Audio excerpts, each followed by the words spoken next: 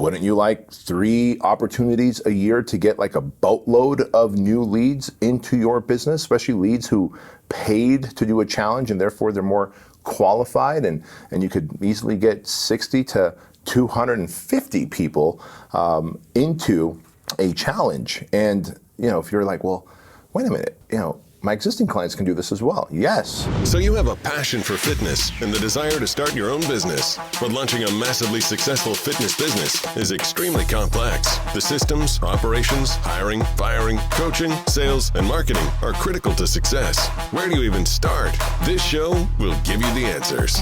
Here is Bedros Keuilian and Bryce Henson, your hosts of the Fitness Franchise Podcast, a show dedicated to helping fitness entrepreneurs launch and grow successful gyms. Hey friends, welcome back to another incredible episode of the Fitness Franchise Podcast here in studio with B. And today's episode, we're going to digest transformation challenges, which here at Fit Body Bootcamp, we've been known to execute extremely well. Yeah. So we're going to go through the what, the why, some metrics, and really just present the value on why you should be running fitness challenges. And of course, we have a lot of structure here at Fit Body Bootcamp. But first and foremost, what are they? The way we run them is 6-week nutrition coaching programs. They have a start and end date. That way it builds urgency and scarcity for your clients to, stop scrolling through Facebook and Instagram and then take action because they know they need that fitness solution. And really, the big what as well is they provide incredible results.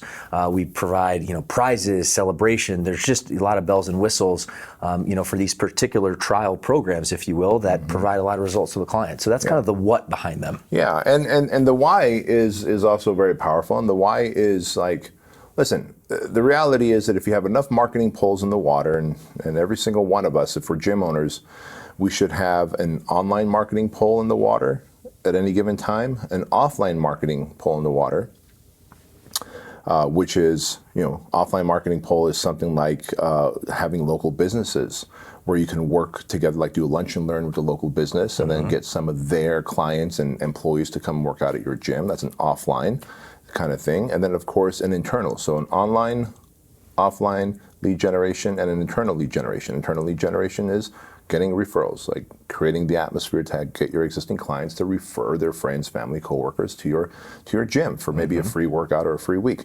And that's great. You've got a good, consistent trickle in of leads.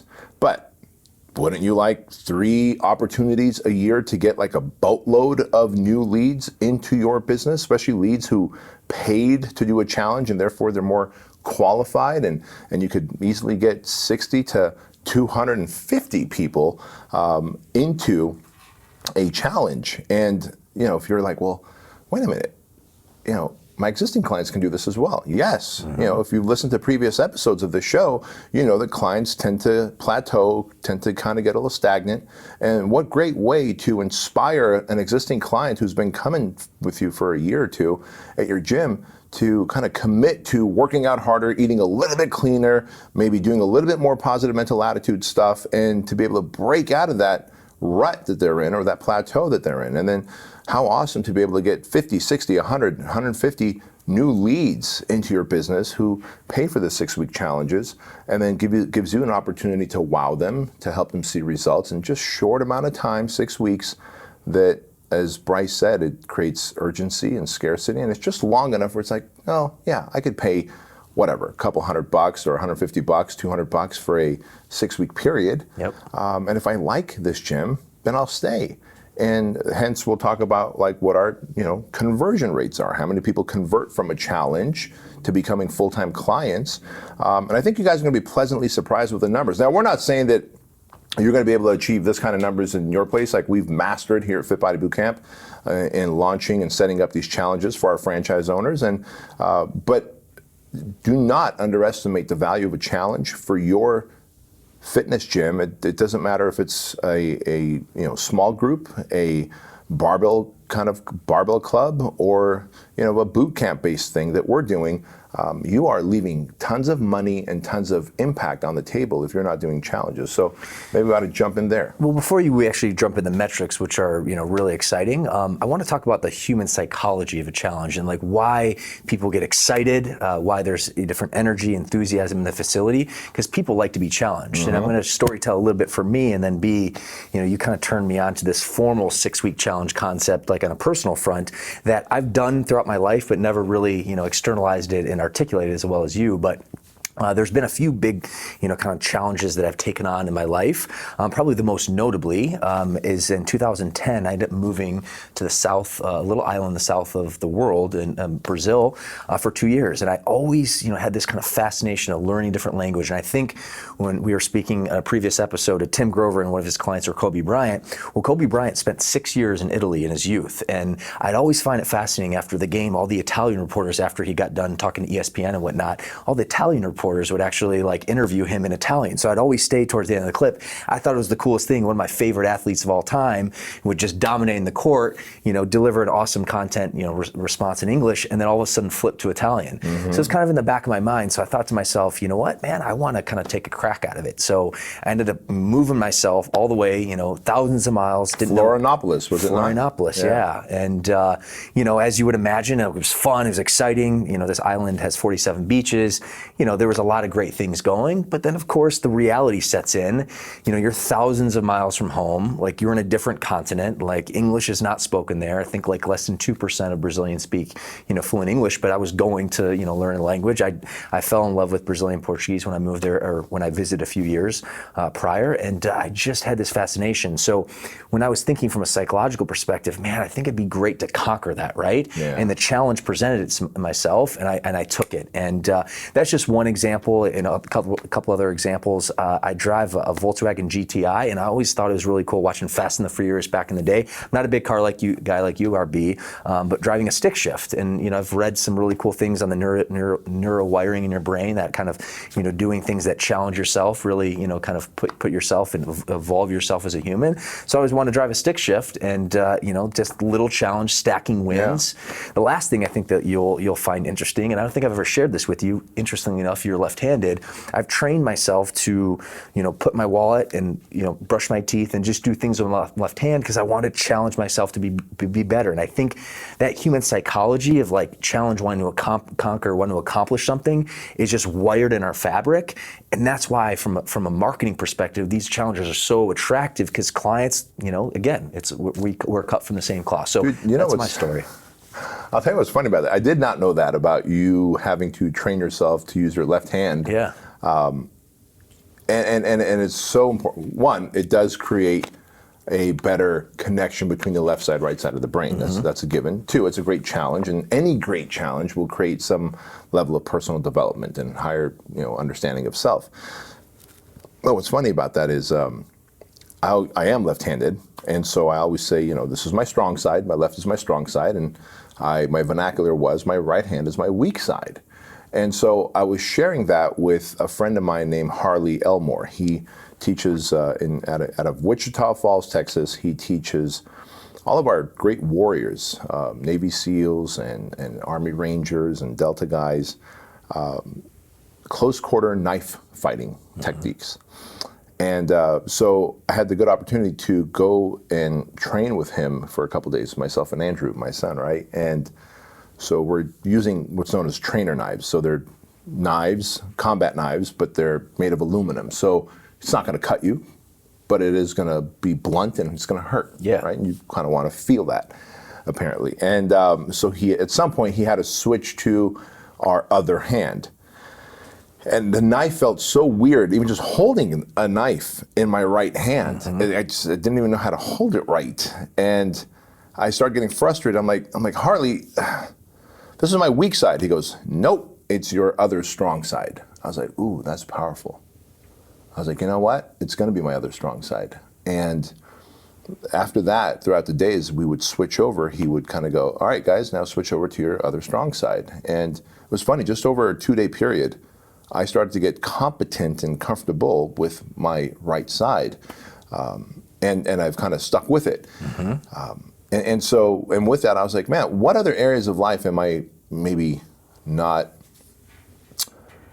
not strengthening, and just kind of limp along, thinking that my strong side will compensate for it. And so for me, these challenges started back in 2009. Before getting married to my wife in 2003, I had asked her, jokingly, I said, hey, she was a marathon runner, and I said, if I run a marathon with you, would you marry me? And she's like, yep. I was like, cool. And, as a guy, I think that's how we kind of always want to test out. Like, if I ask her to marry me, is she going to say yes? And so I figured if I jokingly say that, right? Test the waters. Yeah, and at the time I was really a meathead. My workouts were in the gym, lots of weights, no cardio, no running at all in my life. And so I was kind of told myself, like, I'm not made to run, I'm made to lift weights. And so, well, whatever, 6-7 years had gone by and I hadn't run a marathon with her like I committed to once we got married. And so in 2009 or 2010, I texted her and I said, hey, hon, like it was just gnawing away at me. And I said, when's your next marathon? She goes, in 6 weeks. I'm like, great, sign me up.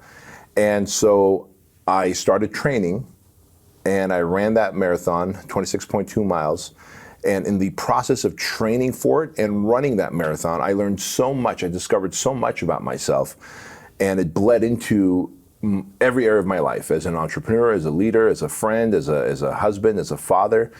Just the lessons of like, man, I am resilient. I can go out and do something new and different and become pretty competent at it in a relatively short amount of time. And while I didn't necessarily love the process, the ability to suffer through something you don't like to get to an outcome, like really helped boost my confidence, my self-esteem, even greater than it was. And hey, who doesn't want a little bump in confidence and self-esteem, right? Amen. And so since then, I've been doing all types of funky and funny, goofy 6-week challenges, like jiu-jitsu 6-week challenge, and MMA, and rock climbing, and that's how I got into surfing. And I was going to say surfing. Surfing stuck. I enjoyed surfing. Jiu-jitsu stuck. I enjoy that. And but all this to say that the psychology of humans is, look, I do want to break out, because everyone kind of falls into a predictable pattern of life. It's just how we are as humans. We want routine, we want consistency, and so we develop a predictable pattern of life. And when we develop a predictable pattern of life, things kind of get bored. And one of the basic human needs is like change. I want to try something new. Variety. Yep. Variety, right? I want variety. And so if there's people out there in your community who are like, yeah, one day I'm going to start working out, and they might even think that one day they're going to start working out at your gym, but that one day may never come, because one day becomes next week becomes next month becomes next year, and off they go. But if you were to all of a sudden offer a 6-week challenge, fitness, nutrition, your body's going to change, positive mental attitude, and it's only 6 weeks, and it only costs whatever, a couple $100 to do, many people are like, hey, you know what? This is my chance. This is my opportunity. And that's why they jump on board. And then what they realize, kind of like I did with jiu-jitsu and you've done with many other things, is, oh, I like this, and I want to continue. And so, I suppose we can share these metrics with our audience here, but if you are running a gym and you are not running challenges, you're giving yourself 2 to 3 opportunities to leave a ton of money and a ton of clients on the table, which I just can't understand why. And we do those challenges really well here at FitBody. So why don't we share those numbers? Yeah, so from the challenge we just wrapped, we just had south of 300 locations, 270 locations participate, and just south of 10,000 challengers across the brand. So that comes down to specific total 9,562, which is incredible to think, like, at one moment in time, we had 9,562 people accept the challenge, get onboarded, and basically execute this 6 weeks is really cool. Yeah.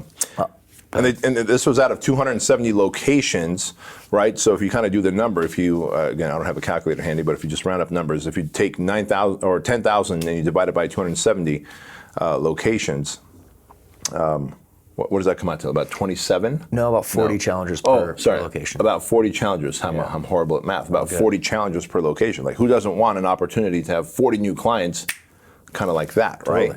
Now the numbers that generated, because we charged, is it 29? 29 a week, yeah. 29 a week. So the way FitBody Bootcamp runs our challenges, our 6-week challenges, it's $29 per week for 6 weeks. So it's very convenient for the new clients who are signing up for this to afford. like $29 a week. I mean, I bet the average person probably spends more than that every day going through or every week going through the Starbucks drive-through. Totally, and that price point works out to be about $180 for the challenge, which is nice because it's increased value, but also this is really an introductory program or a low barrier offer, and most of our low barrier offers are traditionally less than $100. So this is almost double that. Yes.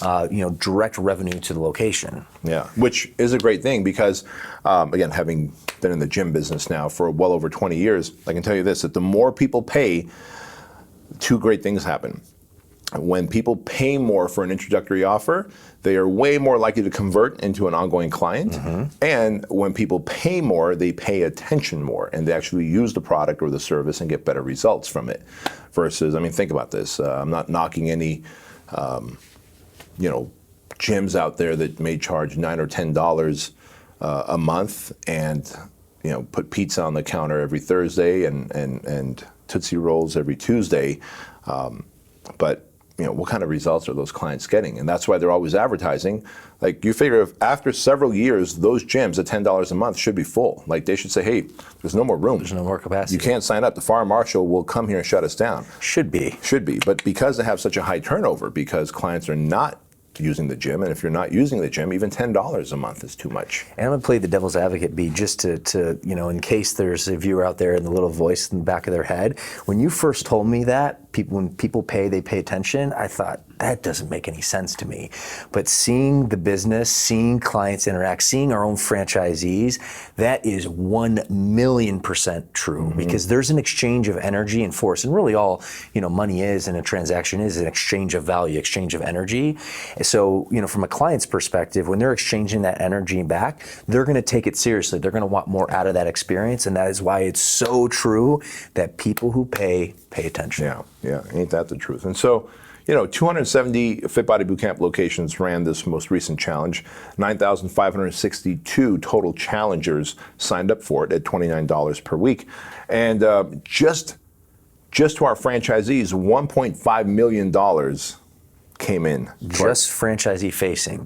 Yeah, for those 6 weeks. Like, that's pretty sweet. That's awesome. And that doesn't even consider, because there is a $29 enrollment fee that we take at HQ for building all the assets, the resources, the content. The marketing pages. Yeah, just all the support that we provide in the back end. That 1.5 million figure does not include the cut to HQ, which is just absolutely incredible and a huge win for our locations and our owners. And so, out of that, this most recent challenge, looks like, 30% of them were actual already Fit Body Bootcamp clients, which, remember, we want your existing clients. You want some of your existing clients to sign up and break out of that plateau that they're experiencing, which means 70% were brand new people coming into our gyms, brand new people coming into your gym to try it out for 6 weeks, and they're paying $29 a week for 6 weeks to do that. And before you go on even further, because they're coming at a higher price point, we both talked about people who pay attention, they're more qualified, and actually the continuing rate of boot camp is actually level what they're currently paying, so the conversion rate is higher than someone coming off a street on a potentially different program. Yeah, that's a very good observation as well, and it's why we strategically kind of price it that way, because if you can get people in at a price point that they're going to get used to paying on a regular basis, they're like, well, I could do this. Yeah. But if they come in, and this isn't always the case, but let's say they do $29 for a month to try your program, which you could still convert some people. The reality is that's a big jump, $29 a month trial program to, let's say, $147 a month after that to continue. Like, you really got to do some selling there. Totally. Right? And so looking at these numbers, man, holy smokes. So 6,614 of them were non-members of Fit Body Bootcamp, which means 70% of them were brand new people that Fit Body Bootcamp owners had never seen. And looking at this, and I'll jump in, and really the value, not only do we secure 1.5 million just in challenge sales, revenue facing for our franchisees, but typically what we see and what we recommend to our standard Fit Body Bootcamp is a conversion rate of those new challengers that are coming through to become long-time paying members. So we like to see at least 70%. So if you run that math, that would basically equate to $7.7 million that, in annual sales that our franchisees combined basically netted from a revenue perspective for keeping those members at least for 1 year. And of course, our goal here is to keep 5 members plus, so you can actually fast forward and do the math there. But $7.7 million. And that doesn't even count the 1.5 million that they generated. No. The $7.7 million is literally keeping 70% of those new challenge participants on board for a year. And when you break that down into per location, 270 locations who participated, we just added $28,000, $28,518 per location annually. Just for one 6-week challenge as a gateway to get them better results, more focused in, create energy, enthusiasm, passion, higher level coaching, all while delivering so much value in the bottom line as well. Now before we wrap this episode up, I think it's only fair to also talk about the drawbacks to a challenge. And there really isn't many, but one of the ones is, look, it's a bit overwhelming. Look, when you get a bunch of people signing up in a because the way we market it, and everyone ought to know, if July 1st is day one of the challenge start, then we really start at end of first week in June. So we spend about 3 weeks in marketing this on social media to the email list that we help our Fit Body Bootcamp franchisees build. And so it's actually about 2.5 weeks of marketing, because then there's this kind of onboarding phase for a couple days. About a handful of days before we... Yeah. And then, so that period is a bit overwhelming when you're like, oh my gosh, I got all these brand new people that I have to kind of, measure and weigh and body fat test and onboard. But man, if you're willing to do the work and you're willing to deal with a little bit of frazzleness, getting a little frazzled in that process, I think it is well worth making that kind of money, especially if you ran the challenge 2 to 3 times a year. And by the way, like anything else, the first one is always the most difficult 100%. and overwhelming. Like anything else you do with sets and reps, you get better at it. Which is my second point, and potentially the drawback is if you have a new team, right? And we talked about the very first challenge. So if you have a new team, the learning curve is higher, but then just like anything, to your point, sets and reps. So, what we teach our franchisees is if you want to keep your clients, you got to keep your team. So typically we like to see at least coaches stay for 2+ years.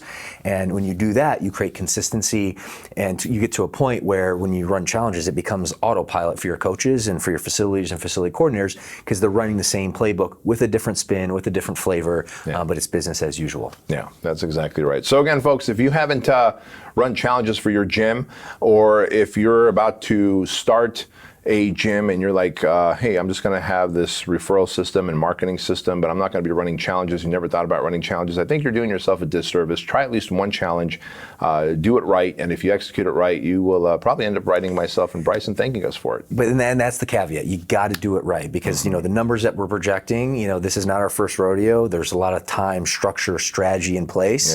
So this is a fine-tuned, well-oiled machine, and that would just be the biggest caveat. So whether you become a Fit Body Bootcamp owner, of course, it's paint by numbers, and we have that support for you. But if you don't, there's huge value there, which we presented, but you have to do your diligence, you have to do your homework, and you have to do a lot of preparation to make the execution strong, because I don't want you to basically execute something half-assed and then come back and look at me and you and be like, hey, well, this didn't work to plan. Well, you need to take the proper time, energy, and focus. So that's exactly right. Well, folks, thank you so much for spending time with us on this episode. And of course, if you like this episode, go ahead and leave us a 5-star review. Share this episode with anyone starting a gym, and be sure to take a screenshot and tag myself and Bryce on it. And we'll talk to you next time. I'll see you in the next episode.